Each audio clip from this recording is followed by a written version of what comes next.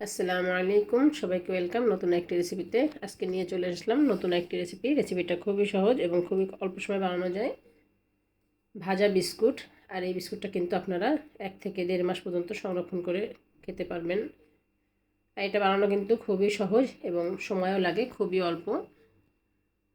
চলেন মূল রেসিপিতে চলে যাই কথা না বাড়িয়ে। বিস্কুট বানানোর জন্য আমাদের যে উপকরণগুলো লাগবে, প্রথমে আমি নিয়ে নিচ্ছি এখানে ডিম। আমি এখানে 4টা ডিম নিয়ে নিয়েছি একটা বাটিতে। এখন এর মধ্যে দিয়ে দেবো চিনি। আমি 1.5 কাপ চিনি দেবো। প্রথমে 1 কাপ চিনি দিয়ে একটু সামান্য ফেটিয়ে নিচ্ছি। চিনিটা যখন অনেকটাই গলে যাবে, প্রায় আধা গলে যাবে, তখন আমি বাকি যে আধা কাপ চিনি নিব সেটা আমি এখন এর মধ্যে দিয়ে দিব। বাকি আধা কাপ চিনি দিয়ে এখন খুব ভালো মতো ফেটিয়ে নিব। চিনিটা যেন খুব ভালো মতো গলে যায়, একটাও যেন চিনির দানা না থাকে, সেভাবে করে ভালো করে ফেটিয়ে নিতে হবে। ভালো মতো ফেটানো হয়ে গেলে এখন আমি এর মধ্যে দিয়ে দিব প্রথমেই লবণ দিয়ে দিচ্ছি এখানে 1/2 চামচের মতো। আর সয়াবিন তেল দিয়ে দিলাম 3 টেবিল চামচের মতো। এখন আবারও খুব ভালো মতো এটাকে ফেটিয়ে নিব। তেলটা যেন ডিমের সাথে ভালো করে মিশে যায়। অল্প ফেটালেই দেখবেন মিশে যায়, খুব বেশি একটা ফাটানোর দরকার নেই। ভালো মতো মিশিয়ে নেওয়া হয়ে গেলে এখন আমি এর মধ্যে দিয়ে দিব আটা। আমি আটা দিয়ে করছি আজকে এটা, তাও আবার লাল আটা দিয়ে। আপনারা যেটা ময়দা দিয়েও করতে পারেন, সাদা আটা দিয়েও করতে পারেন। 4টা ডিমের জন্য আমার এখানে 4 কাপ আটা লেগেছে, তো আমি একসাথেই 4 কাপ দিয়ে নিই। প্রথমে 1 কাপ আটা দিয়ে একটু ভালো করে মিশিয়ে নিয়েছি, তারপর আবারও 1 কাপ আটা দিয়ে একটু ভালো করে মিশিয়ে নিচ্ছি। আসলে এরকম অল্প অল্প করে দিয়ে মিশিয়ে নিলে কিন্তু কোনো দলা পেকে যাবে না, আর খুব ভালো মতো মিশানো হয়ে যাবে। আর আপনাদের লাগলে আপনারা কম বেশিও করতে পারবেন। ডিমের সাইজ ছোটো বড়ো হলে কিন্তু আটার পরিমাণও কম বেশি লাগতে পারে। আমার অলরেডি 3 কাপ আটা দেওয়া হয়ে গিয়েছে, দেখেন অনেকটাই আঠা হয়ে এসেছে। আমি আর 1 কাপ আটা দেবো, তবে সেটা 2 ভাগে ভাগ করে দিব। প্রথমে অর্ধেকটা দিয়ে হাত দিয়ে খুব ভালো মতো মিশিয়ে নিয়ে বাকি অর্ধেকটা দিয়ে মিশিয়ে নিয়েছি। বাকি অর্ধেকটা দিয়ে মিশিয়ে নিয়ে এখন সুন্দর একটা ডো বানিয়ে নিলাম। একটা ডো হয়ে গিয়েছে, এখন আমি একটু হাতে তেল মেখে নিয়েছি। এখন হাত দিয়ে খুব সুন্দর করে গোল গোল বল বানিয়ে নেব। আমি আটার সাথে সামান্য একটু বেকিং সোডাও দিয়েছিলাম, খুবই সামান্য, 1 চামচের 4 ভাগের 1 ভাগ, সেটা স্কিপ হয়ে গিয়েছে, আপনারা দিয়ে নেবেন মনে করে। এখন আমি কিন্তু হাতে সব বলগুলো বানিয়ে নেওয়া হয়ে গিয়েছে। এখন একটা ছাঁচের মধ্যে দিয়ে এভাবে করে বিস্কুটের শেপটা দিয়ে নিচ্ছি। এগুলো দেখতে এখন এরকম পাতলা, কিন্তু এটা কিন্তু ভাজার পরে অনেক বেশি মোটা হয়ে যাবে। আপনারা ছাঁচের মধ্যে দিয়েও করতে পারেন বা হাতেও বিভিন্ন ডিজাইনে করতে পারেন। তো আমি কয়েকটা ডিজাইন আপনাদের দেখিয়ে দিচ্ছি, আর কিছু ডিজাইন আমি অফ ক্যামেরায় করে নেব। তো আমি 2টা প্রথমে ছাঁচ দিয়ে করে নিলাম। এখন আপনাদের দেখিয়ে দিই হাত দিয়ে কীভাবে ডিজাইন করতে পারবেন। খুবই সহজ, ছুরির সাহায্যেও করা যায়, আবার কাঁটা চামচ যার সাহায্যে চান আপনারা করতে পারেন। এটা কিন্তু খুবই সহজ, দেখেই বুঝতে পারছেন কত সুন্দর একটা বিস্কুট হয়ে গিয়েছে। আমি এখানে বেশ কয়েকটি ডিজাইন দেখিয়ে দিচ্ছি আপনাদের, 4-5টি। আপনাদের যেটা সুবিধা হয় আপনারা কিন্তু সেটাই করতে পারেন। দেখেন আরও একটা সুন্দর ডিজাইন হয়ে গেল। মাঝখানে কিন্তু একটা কিশমিশ অথবা একটা বাদামও দিতে পারেন, তো আমি সেগুলো কিছুই ব্যবহার করব না। যে দোকানের যে বিস্কুটগুলো থাকে বেকারি বিস্কুট, আমি সেভাবেই করতেছি, এই জন্য আমি কোনো কিছুই আর ব্যবহার করব না এখানে। আপনারা কিন্তু এর উপরে অনেক কিছুই দিতে পারেন আরও সুন্দর সাজানোর জন্য। আমার এর মধ্যে কয়েক রকমের বিস্কুট বানানো হয়ে গিয়েছে। আমি এরকমভাবে একইভাবে আরও কিছু বিস্কুট বানিয়ে নিয়ে আপনাদের সামনে ফিরে আসছি। দেখেন আর একটা একটু দেখিয়ে দিই আপনাদেরকে, একদম সিম্পল আর সহজ।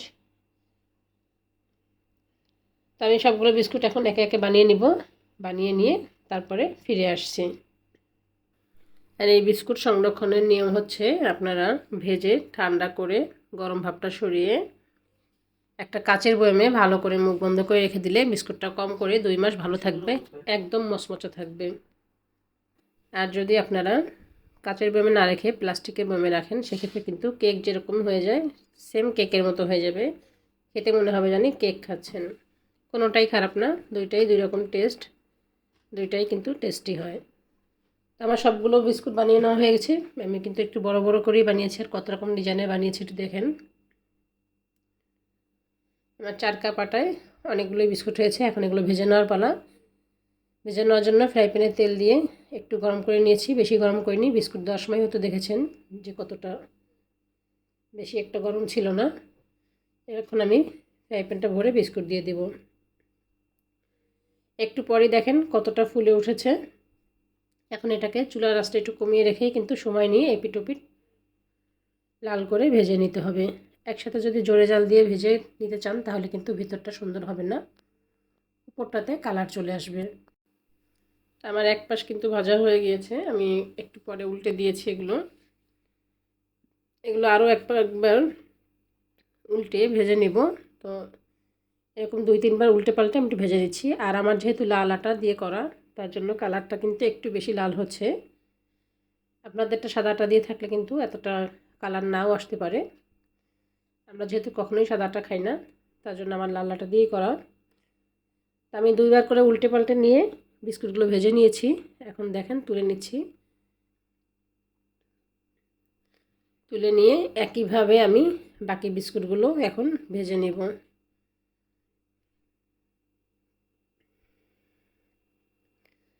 তো দেখে নিলেন তো বিস্কুট ভাজা কত সহজ ঘরে, আর বাহিরে থেকে কিন্তু এতে অনেক কম খরচ হয়। বাহিরে কীরকম দাম, আমাদের এখানে এরকম 1 পিস বিস্কুট কিনতে গেলে 2 দিরহাম করে নেয়। আর আমি এতগুলো বিস্কুট বানিয়েছি, আমার কিন্তু সব মিলে 5 দিরহাম খরচ হয়েছে এতগুলো বিস্কুটে। আমি সব কিছু হিসাব করেই তারপর আপনাদের বলেছি, আপনারা আবার কেউ উল্টাপাল্টা কমেন্ট করেন না। তো যাই হোক, আমার কিন্তু বিস্কুটগুলো এর মধ্যে ভাজা হয়ে গিয়েছে, দেখেই হয়তো বুঝতে পেরেছেন। মাশাআল্লাহ, অনেকগুলো বিস্কুট হয়েছে, আর খেতে তো অনেক বেশি টেস্টি হয়েছিল। আর ঘরে ভাজলে সুবিধা হচ্ছে আপনি কিন্তু গরম গরমও খেতে পারবেন। আর এটা কিন্তু চা দিয়ে খেতে অসম্ভব টেস্টি ছিল। আপনারা আসলে একবার বানিয়ে না খেলে বুঝতে পারবেন না যেটা কতটা বেশি টেস্ট হয়েছিল। এটা বাচ্চাদের টিফিনও দিতে পারেন, চার সাথে খেতে পারেন, বা বানিয়ে বয়ম ভরে রেখে দিতে পারেন। হঠাৎ কোনো মেহমান আসলেও কিন্তু আপনি এটা দিতে পারেন। আর এটা কতটা বেশি মচমচ হয়েছিল আমি একটু সেটাও আপনাদেরকে দেখিয়ে দেবো। একটা ভেঙে বিস্কুট অনেক বেশি মচমচ হয়েছিল কিন্তু। দেখেন একটা বিস্কুট ফুলে কতটা ডাবল হয়ে গিয়েছে। দেখেন ভিতরটাও একটু দেখেন, আর বাহিরটাও দেখেন, অনেক বেশি সুন্দর হয়েছিল। তো কেমন লাগলো আমার রেসিপিটা কমেন্টস করে জানাতে ভুলবেন না। আর যদি ভালো লাগে ভিডিও থেকে কোনো কিছু শিখতে পারেন, তাহলে ভিডিওটা একটু লাইক করে শেয়ার করে দিবেন ফ্যামিলি এবং ফ্রেন্ডদের সাথে। আর যারা চ্যানেলে নতুন, প্লিজ সাবস্ক্রাইব করে পাশে থাকার অনুরোধ থাকলো। আসসালামু আলাইকুম।